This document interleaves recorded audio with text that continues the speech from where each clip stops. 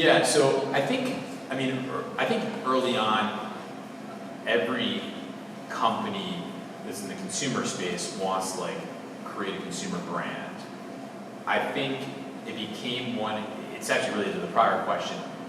It was a vision, but it really came to fruition when they started to see that they were doing they were starting to create a certain type of film product that like appealed to a certain type of fan that was and had a feel to it, and so they were starting to create this feeling that like people are starting to associate films. You could almost like pick out what an A24 film was, and then they looped in the consumer products standpoint to it, so it had like a physical aspect to it as part of the marketing technique, and that's where I think the product started to really like kind of like the brand started to really blossom. And we actually right now our branding group does our consumer products, so it's it's one group together. The trick is like now we're in like different genres, like that aren't, we're always like kind of different genres, but like there's like different feels to the films. And so for instance, like right now, today actually, or tonight, we have a film premiering, which are launching just in New York and LA, that's like a romance, right? Very different than like we have in a month, a horror film, right? By the way, I recommend you go into all these Past Lives is the one that's launching. It's actually a great film. And Talk to Me is the one that's like in a month. It's like the horror film, but it's like they're very different genres, right? And they have very different feels. But they have like you can kind of like through both of them, you can kind of still feel I think the director's voice to an extent. Like they don't feel like commercial products in that way. And so but the trick is how do you keep the brand going? Like, and like how do you keep on building it when it doesn't have like a very specific, when you're kind of broadening out. Like with Disney, when they were big into animation at the beginning, right? And it's like, but when they started getting live action, it's like a different brand than like, there's a different type of product in animation, but how do you keep the Disney brand related to all this? It's difficult, but that's the trick. I don't know, did that answer your question? Oh, yeah, I mean, just like having a business space, like Yeah. the idea of like how you produce that kind of content in a way that, what's it like, something you guys thought early on, like you want the brand to, like people recognize the brand as something cool, as something you realize, as in the jury, like, hey, the brand is taking over, like we should focus on that. Yeah, so I guess it was, a few things. It's like they knew a certain type of content they liked that was, and a certain type of filmmaker that was working for them, and and they had a feel to it. So it wasn't necessarily driven by trying to create a brand. It was much more driven by like, okay, this is the type of content. It was always putting the talent first, right? Like A24, unlike a lot of other like, especially like kind of the smaller and mid-sized studios, doesn't have like personality associated with like one executive, like a Harvey Weinstein, thankfully, or something like that, right? So it's like, but it's a brand. So it's like kind of like that. So I think it would start off with the product, and then kind of morphed into, oh, this is a brand. And you start seeing it pick up on the brand. It's like, oh, well, maybe we can sell merchandise, not just about the movie, but also about like A24. Yeah. Two more questions. Past Lives is one of my two favorite movies at Sundance. Oh, so you saw it? Yeah. It's really good, right? Amazing. Yeah, I love it. It's really good. It's from her first time filmmaker. It's Oh, wow. amazing. Yeah, Yeah. she's great. So yeah, but good. Well, I'm glad to hear that. It's really good. Everyone should see it. If you like, I mean, it's a romance, but it's like a really like touching romance. Yeah. Okay, so do you want the human question, business question, or the philosophical question? I don't know. You can spring it on me. I don't know. It's tough. Okay, I'll ask you a question that I asked Chris actually before lunch. So you have this, not the same one. So you have this, very long and illustrious and amazing career, and it's, very long.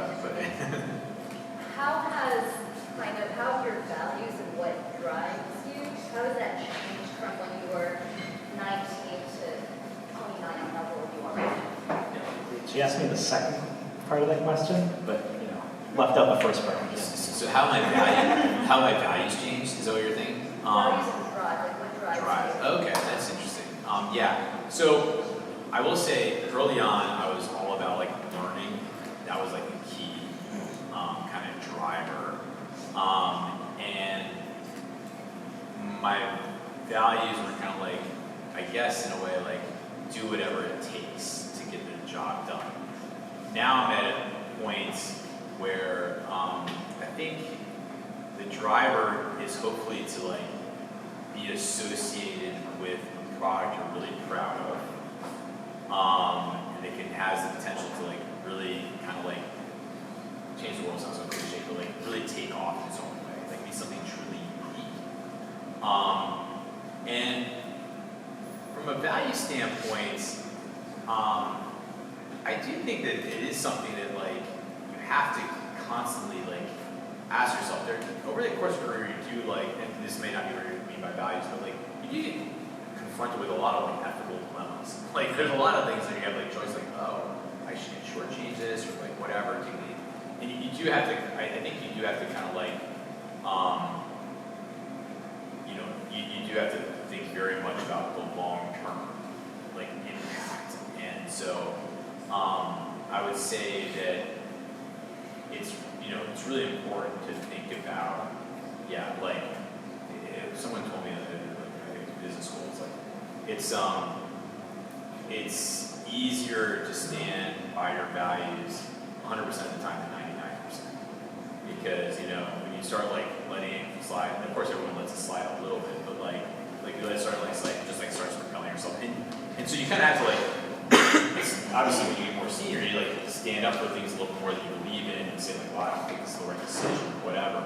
But you just have to like having that kind of like courage. It's just like I think happens more often than not. Although you do get confronted with like a lot of situations. Some of them are like ethical, but some of them are like this just doesn't make sense. You have to like really think through it and be like, okay, is this really the right decision? Yeah, I don't know. It's just a little bit more perspective. I don't know. Yeah. Hopefully that's helpful. Okay. Cool. Definitely. Was that the human or the philosophical one? The human one. Okay, got it. I don't want to know the philosophical one. That was a lot of thinking. So you mentioned trying to give artists, collaborators opportunities where you're swimming for singles with them. Yeah. But I read something interesting about Daniels and Everything Everywhere All at Once, where they were really swinging for the fences. But they had this idea for a film and really wanted to put everything in there to be about everything. So I guess the question is, what are you looking for? What are some of the boxes that you want to check when you're looking at projects or opportunities or artists? Yeah, I think though they were trying to like this is a film where they put everything together and it's amazing they pulled it off, right? I think it was like there's so many ways this could have gone off, and just like totally, but they walked that tightrope incredibly well. What I kind of meant by swinging for singles and doubles is that was actually a film that cost $14 million to make, right? And that film, you see it, you're like, I can't afford it. I mean, you actually, if you don't have perspective on what films cost, you might say, sure, but like they were at an incredibly like kind of like tight budget. They were very good on it, and it wasn't. If you think about it, like where they could have like toned it down to make it more general public, they didn't. I mean, like you have a fight scene about butt plugs. That's not general public. Like really, you know, that's not like, you know, and so they didn't like. So while they were trying to capture everything, that's what I meant more is like they took creative risks that were like, you know what, if this person in, you know, I don't know, someplace that's like, you know, going to be offended by this is not going to like my movie, okay, whatever. Actually, this was a concern. Just talking about it. The Daniels, so Everything Everywhere won like all the awards leading up to the Oscars, which was pretty unusual, like all the other festivals, like the ones that are the awards type festivals in the beginning, and they, or the competitions, not festivals, competitions. But we were very worried because the Academy who votes is a much older skewing audience. And so there was a lot of like things where like, oh, okay, we might actually lose this because it's just such an older audience. This film is kind of tough to stomach. I mean, it's like, you know, it's very fast paced. It's like all over the map. It has butt plugs and things like that, and hot dog fingers. And you're like, what is this? So that's what I meant. Like they did not try to like appeal to the general audience, and it just a lot of times though. We try to not appeal to the general audience. It doesn't appeal to like, you know, the general audience too. It like appeals to niche in the category. So yeah. So I guess I guess what I'm looking for is what did you see in that? Oh. That was, that like, made like, yeah, let's go. So first of all, it wasn't me. I can't take any credit. But we had worked with them on a few different projects beforehand. Something called Swiss Army Man, which is also another and I think what really appealed is that they